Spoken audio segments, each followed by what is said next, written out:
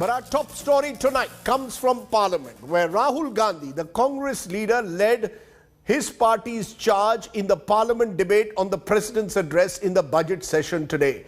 In an almost hour-long speech, the Congress MP attacked the Narendra Modi government on various fronts. He claimed that there were two Indias, one of the rich who are being supported by the Modi government and the poor who are being left behind. He accused the Modi government of crony capitalism, charged the Prime Minister with ruling the country, he said, like an autocrat who had no regard for any state chief minister. Here are his 5 big attacks on the Modi government today. There is another vision, a centralizing vision, the vision of a king. The idea of a king, which the Congress removed in 1947. We smashed that idea of a king. Now that idea of a king has come back. That there is a king, a Shahin Shah, a ruler of rulers, a master of masters. Now what is happening? Now Speaker sir, what is happening? आप बीच में मत बोलिए. Now Speaker sir, what is happening as a result of this flawed vision? What is happening is that the instruments of the conversation between our states, the instruments of the conversation between our peoples, what we call the institutions of our country, are being attacked and captured by one idea. Some political leader, I'm not going to name, came to me from Manipur and he says, Rahul ji, I have never felt as insulted as I have a few days ago. I said, why? He said, Rahul ji, a delegation of Manipuris, political leaders, senior leaders went to see the Home Minister. Outside his house, we were told to take off our shoes. And when we went inside his room, we found that the Home Minister was wearing his chappals. What does this mean? What exactly does this mean? Why is it that in the Home Minister's house, the Home Minister can wear chappals, but a delegation of Manipuri politicians cannot? आपने पिछले 7 साल में unorganised sector और small और medium industry पर एक के बाद एक आक्रमण किया है. नतीजा यह हुआ कि आज 84% हिंदुस्तान के लोगों की आमदनी घटी है और वो तेजी से गरीबी की ओर बढ़ रहे हैं. यूपीए की सरकार ने, आपने पूछा 60 साल की बात आपने कही, यूपीए की सरकार ने 23 करोड़ लोगों को गरीबी से निकाला था 10 साल में. हमारा आंकड़ा नहीं है. 27 करोड़ लोगों को हमने गरीबी से निकाला था और 23 करोड़ लोगों को आपने गरीबी में वापस डाल दिया. एक व्यक्ति को, नाम नहीं लूंगा, एक व्यक्ति को हिंदुस्तान के सब पोर्ट्स, ब्रांड का नाम अडानी ब्रांड है वो, ब्रांड, हिंदुस्तान के सब पोर्ट्स, हिंदुस्तान के सब airport, power, transmission, mining, green energy, gas distribution, edible oil, जो भी हिंदुस्तान में होता है उधर अदानी जी दिखाई देते हैं.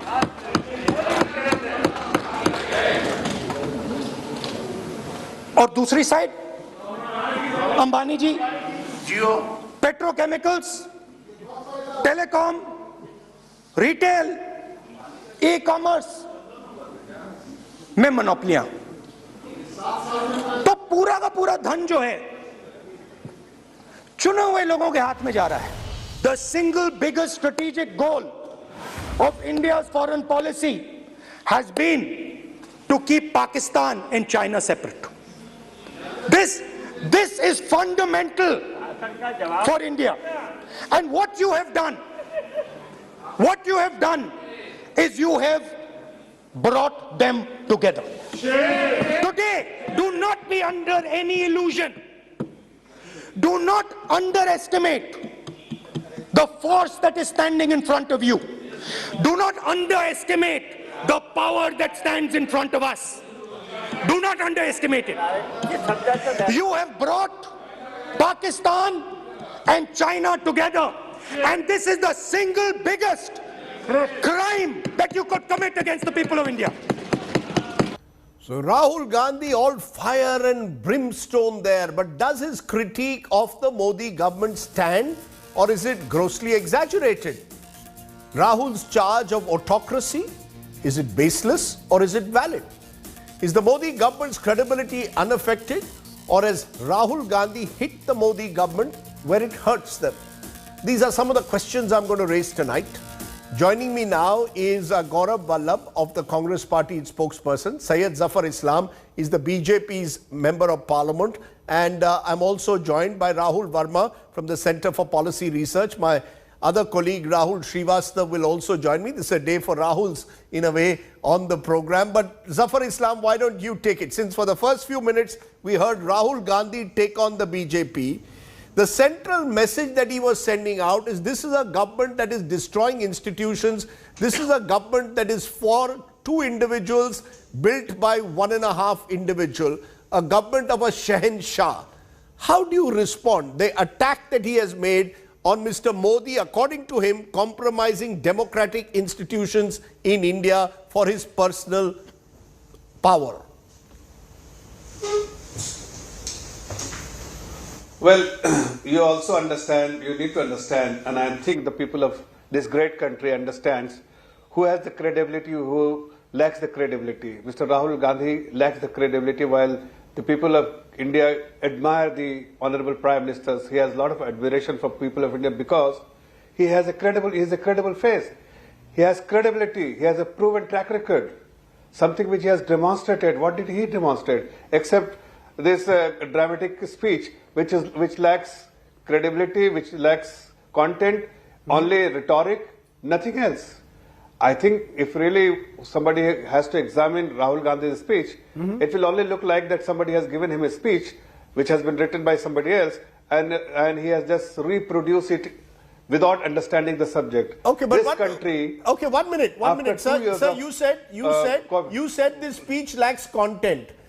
Let's look at the specific issues that Rahul Gandhi raises. Some of them, you will have to agree, are valid. Remember, this government came to power saying that we will provide 2 crore jobs a year. The fact is, and these are objective figures that have been put out, we've lost crores of jobs in the last few years in particular because of the pandemic. Mr. Rahul Gandhi is claiming that state governments have been ignored by the center, opposition state governments in particular have been targeted. Is that not a fact?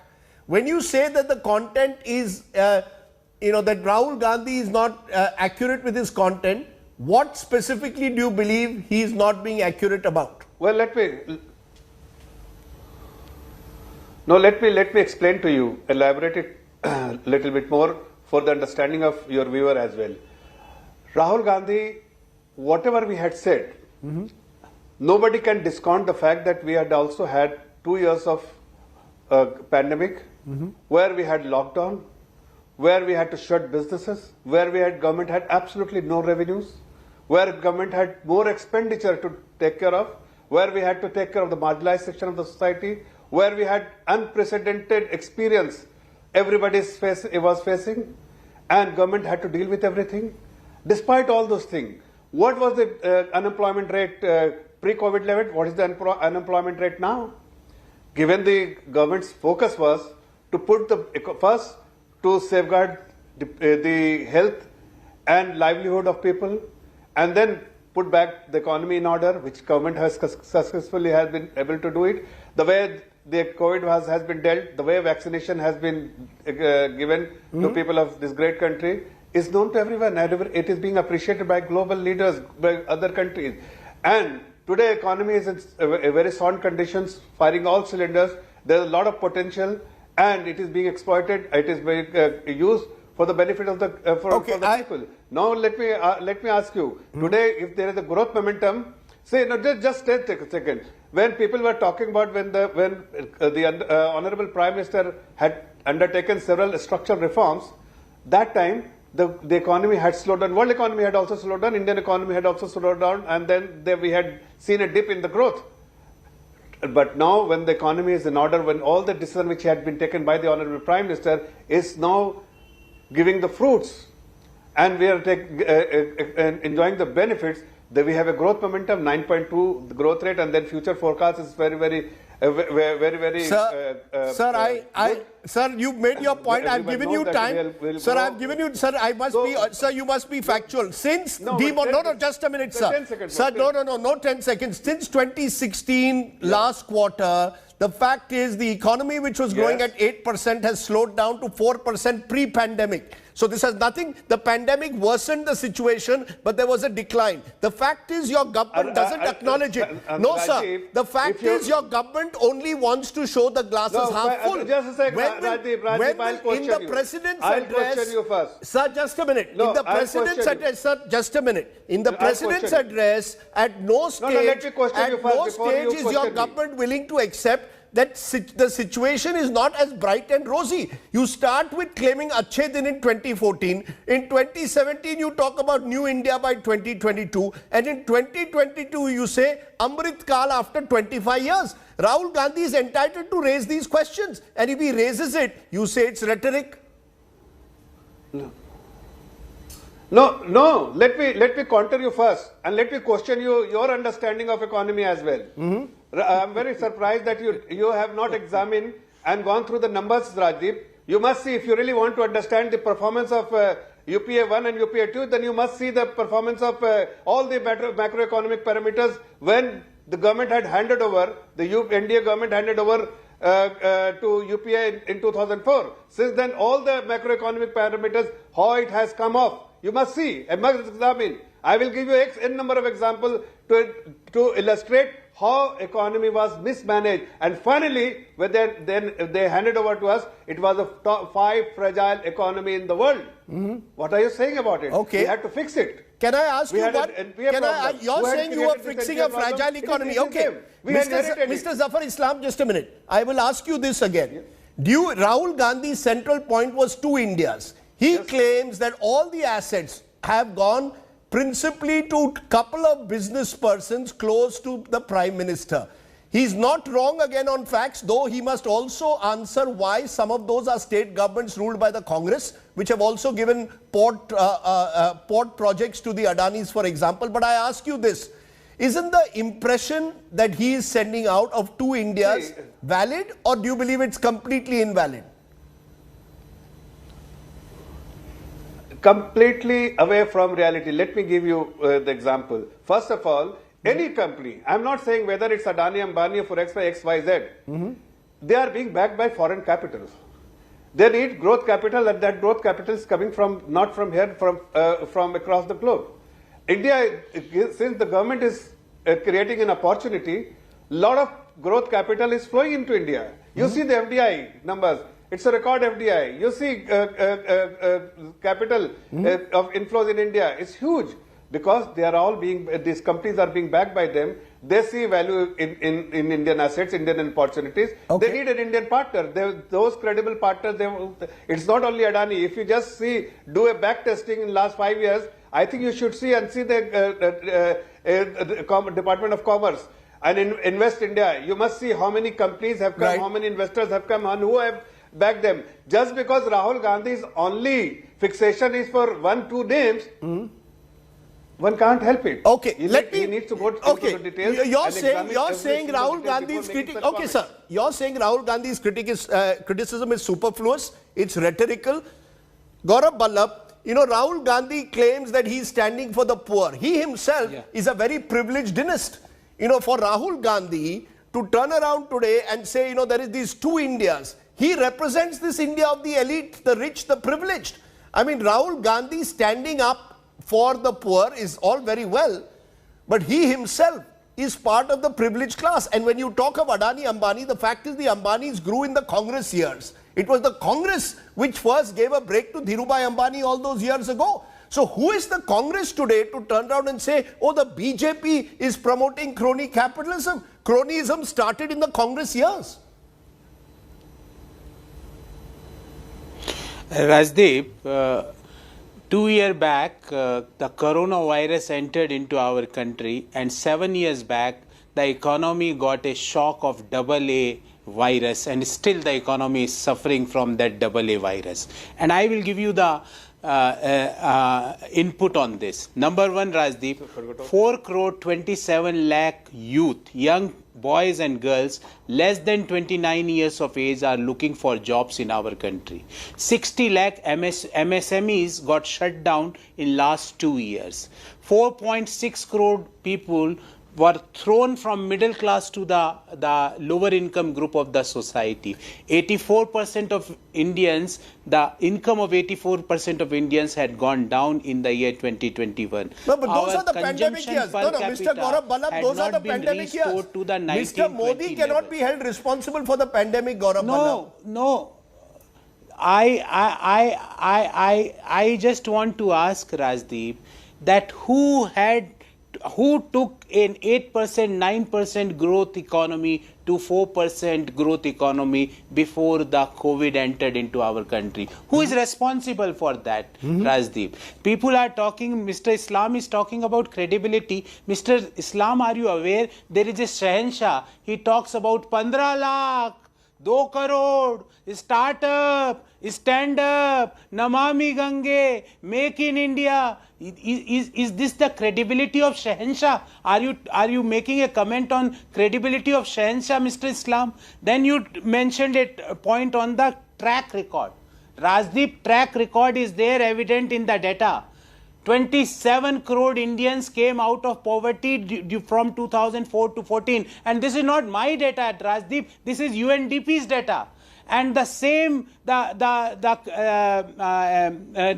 is saying that 27 crore, more than 23 crore have been back to the poverty in the last 7 years, Rajdeep. Why we are not able to achieve per capita income which was there 2 years back till date? And why Rajdeep, in last 2 years, the wealth of 142 billionaires had increased from 23 lakh crore to 53 lakh crore? And you had rightly asked me that the Ambani was there during the Congress time. I challenge Rajdeep. I am having the entire data in front of me. And I challenge, show me the year in which a industrial house, the wealth of that industrial house had been increased by 8 times, and that had happened to Adani. Give me an example of any industrial house of our country whose wealth had been increased. Forget about 8 times. Give me an example of 4 times. Give me an example of 3 times. Can I stop you for a moment while you are on a roll? Give me an example. Give me time. No, I've given you equal time. No. I've heard you out. Let me for a moment. I'll raise this. Zafar Islam, just a minute. Rahul Verma and Rahul Srivastava join us to just step back a bit, because Rahul Verma, you've been looking at Rahul Gandhi. I will ask you a few questions. Sir, just a minute, sir. Just a minute, Zafar Bhai, you'll get time. Rahul Verma, you've been looking at Rahul Gandhi's political career. And the theme of Adani Ambani is something he has repeated from 2014 onwards. The theme of 2 Indias is something he has been speaking about for the last 8 years. The fact is, in a majority of the elections in this 8 year, the Congress has lost in the general elections rather badly when led by Rahul Gandhi. How do you feel? Do you feel Rahul Gandhi is simply narrating the same rhetoric as the BJP calls it again and again, or do you believe that because of the pandemic situation, it now gets more traction? Thank you, Rajdeep. I think, let me make 2 points. One, there's no doubt that Rahul Gandhi was very fiery in the parliament today, and Congress must be happy the way he sort of like led the charge of the opposition on the budget and attacked the government. And anybody who takes pride in parliamentary democracy should be happy that, opposition is engaging. In every time a leader, stands to speak, whether on the treasury benches or on the opposition, there is always going to be elements of truth and there is always going to be elements of exaggeration. That's how good speeches are made. So this was a good speech. But I think what we need to sort of think about, and this is where Rahul Gandhi's trajectory comes in, whether he will be consistent. So this is not the first time Rahul Gandhi made such a speech and everybody seemed like, Congress is now waking up and Gandhi is going to lead things from the front. There have been several occasions in last 7 years when we have seen Mr. Gandhi doing such a thing. Will he be consistent? Will he be doing this outside the parliament, in the hinterlands of UP, in the hinterlands of Punjab and other places? That's a bigger question. Will he lead the party from the front, or there are just going to be episodic events or sporadic events where he will basically capture the limelight and sit at the back? I think there is a bigger issue which this budget, and I don't want to get into the Ambani-Adani debate, but there is a bigger issue and a political question which this budget basically throws in front of us. I don't think anyone has doubts over economic challenges that people of this country are facing. And I don't also want to say that all the challenges has been created or expounded by the current government. But the way the government basically went ahead with this budget, saying that now we have a long-term vision agenda of 20 years, it means basically, one, that the government basically thinks they are taking the economy on a right path. That's in their wisdom. Second, the government also thinks that because the opposition has failed to make economy an issue, and especially an electoral issue, we can go ahead with the path we have. So I think the question for opposition will be that are they going to, one, be consistent on attacking government on their economic policy? Will they succeed in mobilizing voters on these issues? The second part, will they mobilize voters? Because, Rahul Srivastav, it's all very well to grandstand, as some would say in parliament. At the end of the day, Janta Janardhan, voters decide. And the fact is the Congress's footprint has reduced. Do you get a sense that this narrative, not new necessarily, of two Indias, that I stand for the poor, Mr. Modi stands for the rich? You remember Soot Boot Ki Sarkar was another jibe that Rahul Gandhi had in 2015 against Mr. Modi. It didn't work then. Will it work today? Has anything changed? Has Rahul Gandhi really remained static in his attacks on Mr. Modi? Has he failed to put out a narrative, or have we in the media been so modified that we can't put across any other alternative narrative either? I think, Rajdeep, it's a very collective thing. I think what I will like to underline is, Rajdeep, that in 2010, India had 49 billionaires. In 2014, it rose to something close to 56. The point Gaurav Vallabh needs to make is actually that by 2020, you have 102 odd, now you have 145 odd. I will rather listen to somebody more eminent in economics as Chidambaram, who has presented 9 budgets. And he presents the wisdom of a budget very well. What he says is that wealth creation is not bad. Wealth is not a dirty 6-letter word. But wealth needs to come in, creation of wealth needs to come in with welfare. Now, what he has talked about the budget is that this budget has a crisis, is that when we talk about tax structures not being rejigged, there are 85% people in this country, Rajdeep, who pay indirect taxes, who may not be paying income tax. As a direct tax, 1.4 crore people do that. But the fact is, these are the people who have really taken a hit. And this budget is rather silent about them. But forget the budget. Rahul, forget I am asking you, Rahul Gandhi has consistently attacked Modi on being an Adani Ambani Sarkar. He's attacked him on Soot Boot Ki Sarkar. It's not worked. Tell me why. Clearly, either there's a credibility issue with Rahul Gandhi and the opposition, or Mr. Modi's beneficiary welfare politics, Labharti politics are working. Prices, corruption, and a lot of these issues, Rajdeep, in India work along with other. They work as a plus. If corruption was an issue in UPA government, it had Modi rising as a leader, disenchantment with the Congress party, and then it worked on the ground. Rajdeep, Rahul's attacks have actually worked. Maybe not politically on the ground to get Congress votes because it lacks the cadre, it lacks leadership, it lacks a definitive attack, as Rahul Verma is also saying, consistency, for example. Otherwise, Soot Boot Ki Sarkar totally changed the focus of this government. You remember, after that, the government has gone hammer and tongs at creating policies with jobs and welfare as the central focus. All these gas schemes, these chula schemes, housing and everything came after Soot Boot Ki Sarkar. The government policies did change. So it's not that what Rahul Gandhi says is lost in the wind. Okay. The point is that is it made a national political issue and does it gain traction? You know, that's the point in a way. It appears that Syed Zafar Islam, that when it comes to the narrative, Rahul Gandhi to some extent has been able to push you on the defensive, certainly with Soot Boot Ki Sarkar. Today he is hoping to do it by calling the Prime Minister Shahenshah, by questioning the way Amit Shah dealt with a few politicians who came from Manipur. Do you agree that in the last year, 2 years, Rahul Gandhi has set the agenda in a way, whether it's on COVID, whether it's on vaccinations, whether it's on China, whether it's on the economy, whether it's on joblessness, and the BJP for once has been forced to react in the last 2 years? Do you agree or not? No, certainly not. Let me tell you, Rajdeep, that when you do not understand the subject, when you hear from someone else and you try to narrate it and dramatize it, you fail to make the impression. That's what happened with Rahul Gandhi. Whatever he stated is factually incorrect. I'm telling you upfront. Secondly, I'll give you one statistic, only one statistics, just to back my statement. What I said, that in 2004, I think when you test something, you must see the statistics as well. In 2004, when we handed over the government, real investment growth at that point in time, because of the sound policies of the Vajpayee government, it was 24%. And when they handed over after 10 years, in 2014, the same number came off to 1.6%. It was a fragile economy. That's what all along we are dealing with, that a fragile economy had to be fixed.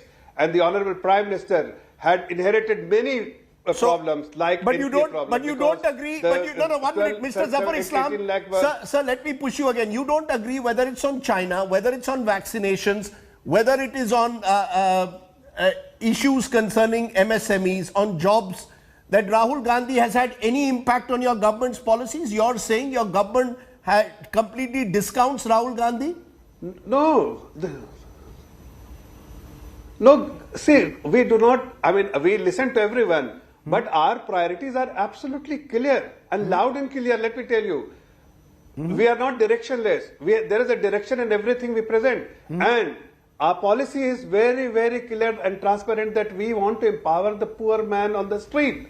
Where poorer section of the street, section of the society needs to be taken care of, their interest needs to be safeguarded by our government. That is something which we have prioritized, we'll keep prioritizing. So because that is something which it is important. Everyone who is poor, sir, we need to hold their hand and empower them. Okay, let me take that to you, Gaurav Vallabh, whether it is Jal Se Nal Yojana, whether it is Swachh Bharat, whether it is these various beneficiary schemes that are leading to a large number of people using Jan Dhan Yojana, the so-called JAM Trinity, Jan Dhan Aadhaar and Mobile.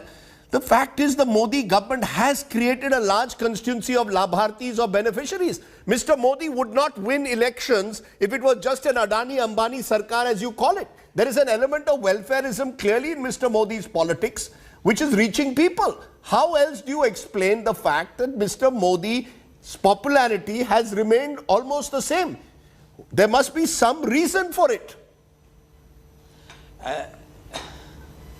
Rajdeep, I am doing this show from Dehradun, and I can tell you from here that in this Jal Nal, there is no Jal in that Nal.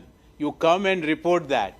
When coming to Ujjwala, how many women are going for the second cylinder? No. How many people are having the Rupiah card? How many of them are transacting? The answers of these questions are extremely negative. And you had raised 2 points, consistency. I will give you a list of 10 points, Rajdeep. Pegasus.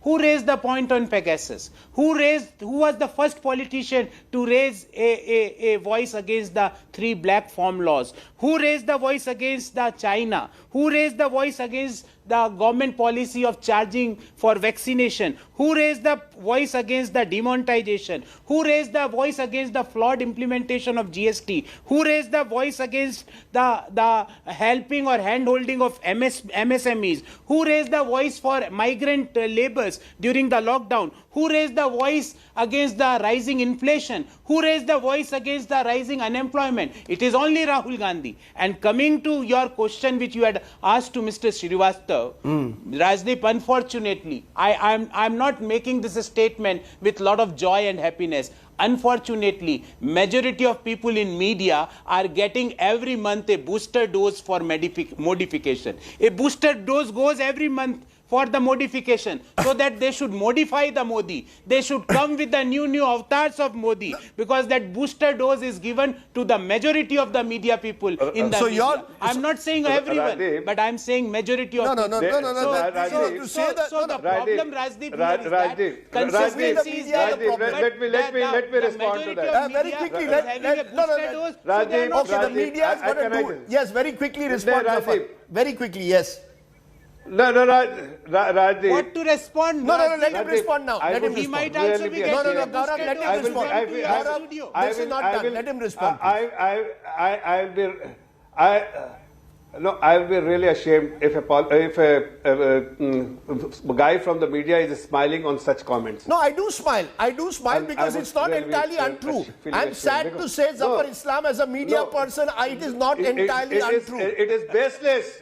It is baseless. Okay. It is baseless. Just because the people of India have Headline rejected management you. Just exists because across people of India have several news rejected channels of Congress this party. country. That's the truth. Justify your argument. Just because they do not. But for the modification of Modi, media is getting every month. No, Gaurav Pallab, you're not following the rules. You're not following the rules. I will please keep both the politicians mute their voice. Mute their voice, because Rahul Verma, you're also smiling, and I will ask you this therefore in conclusion. It's very easy today for the opposition to say the media has promoted a modification. It's possible. We have got modified large sections. But, and there is always a but, what about the opposition's own credibility? As you said, lack of consistency, it's fragmented, and they don't seem to be able to enthuse the voters at the end of the day. Do you blame the media, or do you blame, very quickly, the nature of the opposition at the moment? See, Rajdeep, perhaps you are a better person, or Rahul Srivastava is a better person to reflect on the question of media. There is no doubt at least a section of media seems to be basically towing the government line. But I also want to add this rider that this is not happening for the first time. This has also happened in the past.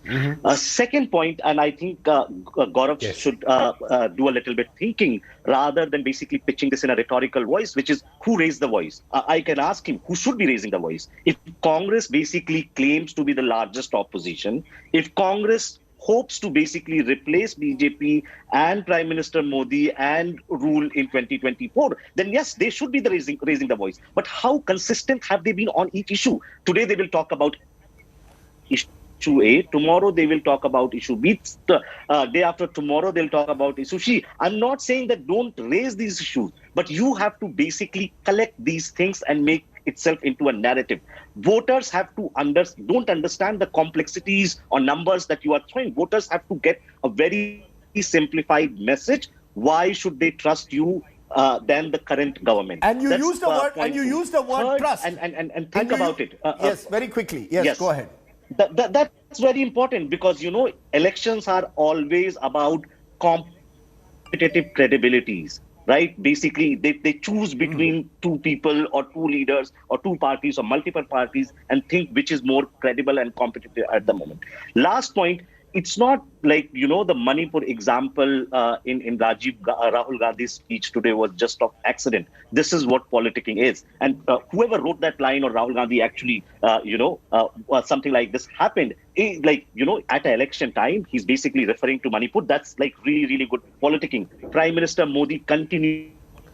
Yeah, but, does this very, very often. And so I hope Rahul Gandhi does this often. Well, we hope that at least we have a strong opposition, and that is very important. But Rahul Srivastava, final word on the media point. Since we've been attacked by the Congress here, saying the Congress is blaming the media for the alleged modification. The fact is, Rahul Gandhi himself has practiced shoot and scoot politics. I mean, where is, to use the word of Rahul Verma, the consistency? You can't be consistent on Twitter. You've got to be consistent on the ground. You've got to lead padiyatras. You've got to organize your party. You've got to become party president, take responsibility. Should Rahul Gandhi, be given such a free pass by blaming the media alone? No, Rajdeep, definitely not. I think Gaurav is a very bright spokesperson of a political party, but I have seen 35 years of journalism and I have seen booster doses coming from all sides. So to blame one section media, there might be variance and difference in degrees. But the fact is, Rajdeep, that Rahul Gandhi raised Rafale to a very high pitch. It became a big issue at that time. But why didn't public vote for it? Did the Congress introspect? The Congress has no precedent for the last 2 years. Is the Congress introspecting? Is the Congress is in disarray in Punjab today? You have three leaders, Jyotirindra Scindia, Jiten Prashada, RPN Singh leaving. Is the Congress introspecting? I think to leave the blame on our doors is the worst thing to do for a political party. Modi government is smarter, Rajdeep. When he raises an issue, Modi and the BJP tweak their politics over it. I think that's what they need to do instead of blaming us. Okay, let's leave it there. Large sections of the media have been modified, but that alone cannot explain why Mr. Modi continues to command the popularity that he does and why the opposition has not been able to win the trust as yet of the Indian electorate. But interestingly, Rahul Gandhi, at least today, brought some fire into Parliament. We need to see more of that, not less.